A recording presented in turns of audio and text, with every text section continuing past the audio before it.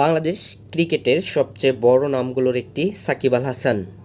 বিশ্বের সেরা অলরাউন্ডারদের তালিকায় দীর্ঘ সময় ধরে নিজের অবস্থান ধরে রেখেছিলেন তিনি। ব্যাট হাতে ভরসা আর বল হাতে ধ্বংসাত্মক সাকিব আল হাসান যেন ক্রিকেটের আরেক নাম। 2006 সালে জাতীয় দলের জার্সি গায়ে চাপিয়ে শুরু হয়েছিল তার আন্তর্জাতিক ক্রিকেট যাত্রা।